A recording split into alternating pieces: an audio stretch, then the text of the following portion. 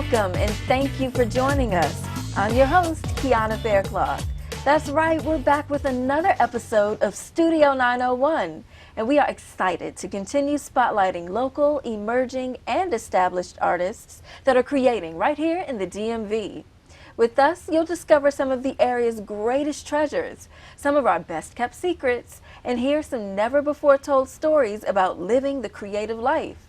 And if you don't know, this show is GCTV's greatest exploration of the art that is among us. Joining me today on Studio 901 is actress and producer LaTrice Amanda. Welcome, Hi. LaTrice. Hi, how are you? Great, thank you for being here. Thanks for having me. LaTrice Amanda is an actress, a storyteller, producer, and philanthropist, a multifaceted artist.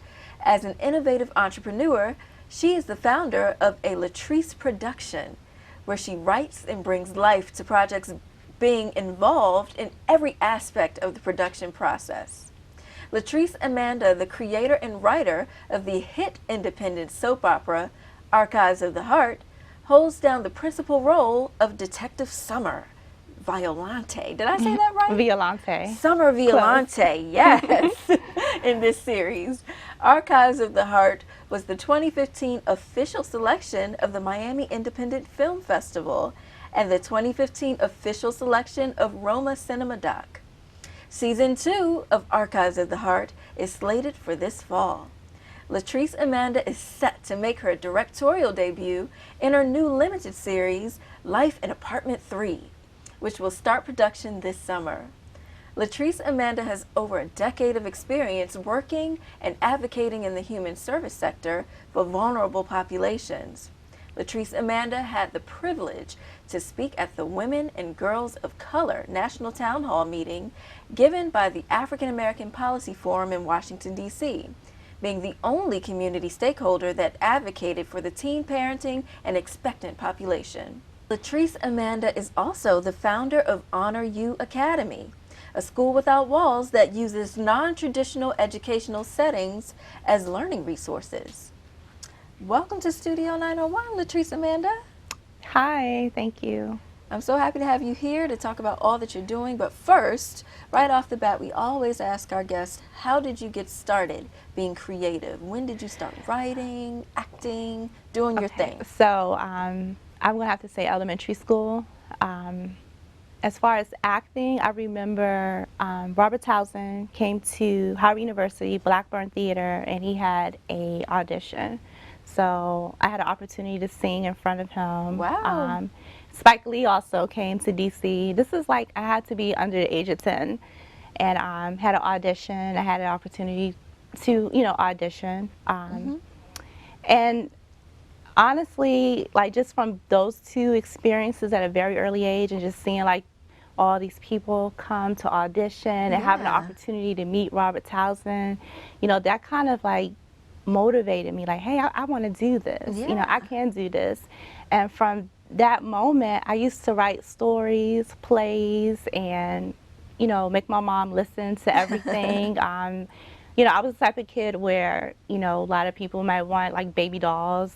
I was happy with a pen and notebook paper and just write. Wow. So that kept me calm. Like that was my outlet, was to create and to write stories. Yeah. So your mom was your first audience then? Yes, she was. She was. Going on those auditions, I guess, sparked that bug. It did. That's cool. It did. So who would you say are some of your influences as far as writers, actors, actresses?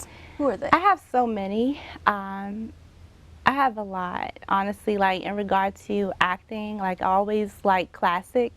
So I think about Dorothy Dandridge, like Josephine Baker, like, like the classic beauties. And, and now like as a writer, I'm inspired by, the talent at Black and Sexy TV and Issa Rae, like, these women who are in positions to create their own content and just kind of put it out in the world, don't have to wait on anyone to greenlight their projects. Like, that inspires me and motivates me. Yeah, it's so interesting how now, you can start your own series on YouTube or Yeah. on your own website. You can make Right. your own opportunities, Right. and they can really turn into something big. I think that's the beauty in it, like just not waiting on someone to give you an opportunity. Like, people are not like knocking on doors like, hey, let me in, I have an idea. It's like, if you have an idea, you go out here and you get it. You start writing.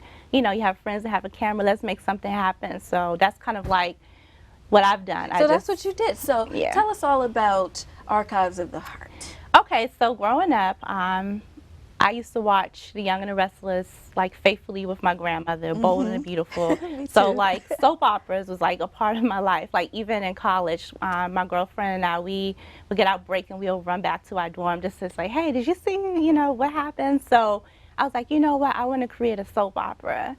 So Archives of the Heart, it's an independent soap opera. I don't like to call it a web series because I wrote it with the idea of following the storylines for a soap opera.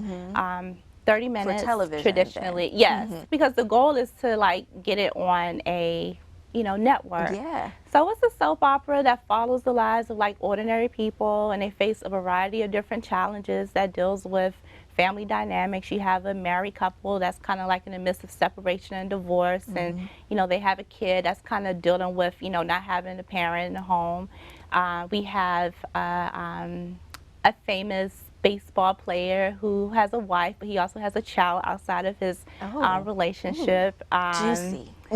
Yeah, we have some crime. We have a same-sex relationship. One young lady is a Republican, the other girl is liberal, and it's like they face different challenges in their relationship because one, is just kind of not open to the lifestyle, but the other one's very liberal and free-spirited. So there's so many different storylines that I feel like, there should be a lot of people in real life can relate to. Yeah, I was just going to say, it seems relatable. You have so many different scenarios Right. that somebody, almost anybody watching it can relate to I what you're try to talking make the about. storylines like really universal, where it doesn't matter your age or your race or your sexual orientation. You should be able to relate to something. Like the youngest actors we have in the series is like 13, and the young maybe 13 and like 7. 7? Yeah. Wow. Yeah, so it's pretty relatable. How did you find them? Okay, so I have to say, Archives of the Heart, this has been like a project that I've been working on for such a long time, as far as like writing, and then stopping and rewriting and rebranding. And a lot of my talent I've stayed connected to because they believe that much in the project. So I've just, stayed connected to cast, had great auditions, and, found people that believed in what I was doing. Awesome. So it's great to have a support system and sort of an arsenal of people that you can go back and say, hey, come help me out, Yes, and I'm blessed. I do have that with my project. Like, we're like a family, honestly. Like, cool. Archives came out 2015, but I'm going to tell you, like, this has been like a dream in the works, like, since 2010 or 2011. Wow. So it's been a while coming. Probably ever since you picked up your pen. Yes, definitely. Watching those soap operas with Grandma, Yes. Awesome. Well, when we return, we'll talk more with LaTrice Amanda, so stay close. We'll be right back. This is Studio 901.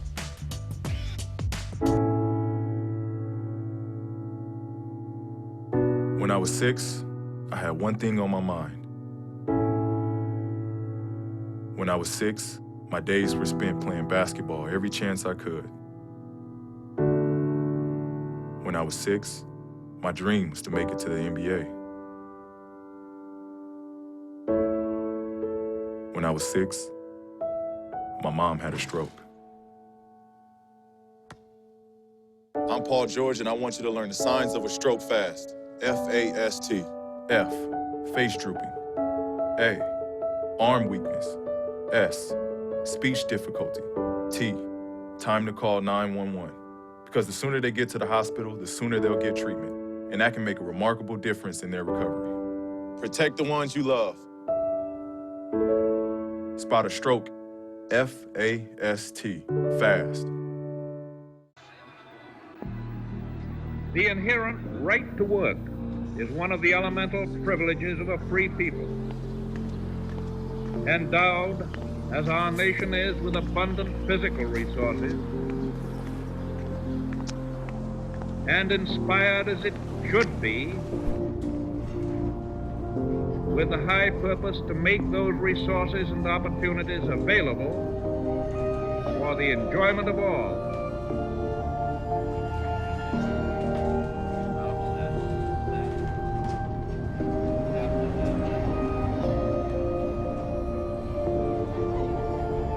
We approach this problem of re-employment with the real hope of finding a better answer than we have now.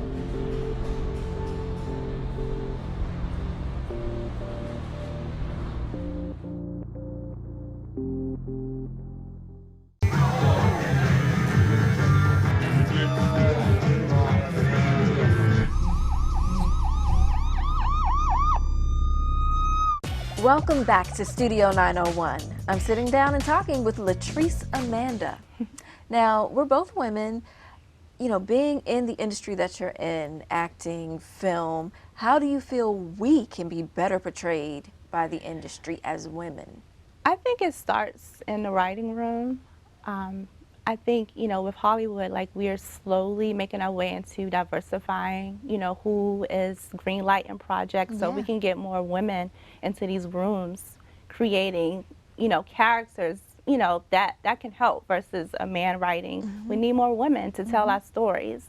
I think that's like one of the biggest solutions. Yeah, and what do you think young girls, teenage girls, younger girls coming up should be looking for in a role model in these actresses? Because there are so many people that play, you know, these stereotypical roles and things that really don't, you know, as we discussed, portray us in the best light. What should teens, especially the population that you work with, what should they be looking at as role model material? I think, you know, if I'm thinking of like my girls that I work with, they're young women, but they're also moms. So it's like, you know, they deal with, you know, life being that teenager, but also being a parent, right? Yeah. So I would prefer or hope that they will watch content that will inspire them and motivate them and push them to accomplish whatever it is that they set out in life. Yeah. A lot of my students, they don't really believe in dreams, or like they see their current like circumstance and they feel as though like, you know, I can't do this, or this is not possible. But the reality, it is. So if they can watch more content that really inspires them or motivate them, you know, a lot of my kids watch like the VH1 shows, and I mean, and I think even with bad content, you can still probably find something to learn from, even with watching that also. Like, if you're mature enough to take the things, exactly, you know, and use them and spin it in a positive right, you know. So. Awesome. So now you're doing so many things. You're also the founder of Honor You Academy, which is in your bio, we said it's a school without walls. Okay. Tell us a little bit about Honor You Academy. How did it start? Okay. So I've been working in human service for over 10 years, right? And working with a lot of vulnerable populations. I've always been passionate about the teen parenting population. Before I started working with teen parents, I was in college and I was working at St. Anne's Infant Maternity. That was like my first introduction with working with young people who were parents. So Honor is actually the name of my son. He's 4 years old. Oh my. So I wanted to, like, you know, definitely Honor You Academy. So with Honor You Academy, it's kind of like you said, a school without walls type of thing. Like, we do workshops, and we could do workshops in the park, and we speak on different subjects that's meant to empower, such as domestic violence. Like, you know, there's in this community, you know, it's a lot of domestic violence happening, and with teenagers, there's a lot of teen dating violence. So, you know, we talk about that. You know, a lot of my students are, you know, in relationships. They don't really know what's a healthy relationship, what's not a healthy relationship. So we talk about that. We break that down. We bring outside facilitators in to really work with them.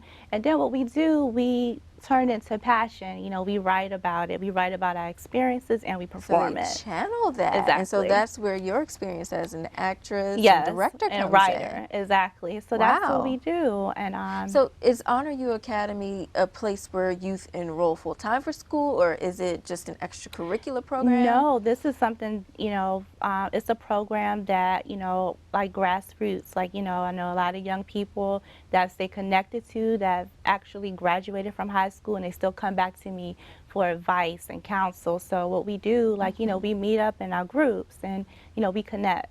It's sort of like a support group kind of thing. Yeah, but I definitely Awesome. want to open it to not only females but males too, because, they need that. Yeah, absolutely they do. Yeah. Absolutely.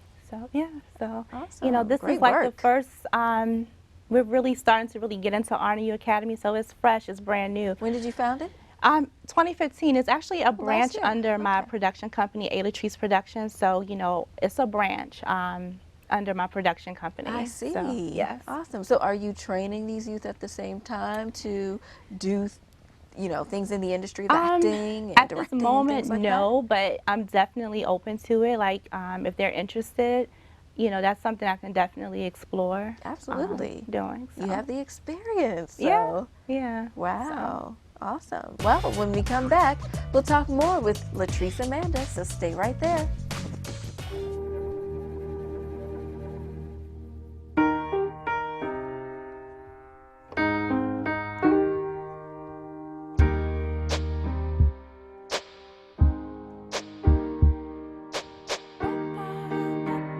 And I can't change, even if I tried, even if I wanted to. My love, my love, my love, she keeps me warm. She keeps me warm. She keeps me warm. She keeps me warm. She keeps me warm. She keeps me warm. We are neighbors and best friends. I love my sister. My heart doesn't see race. Love is love.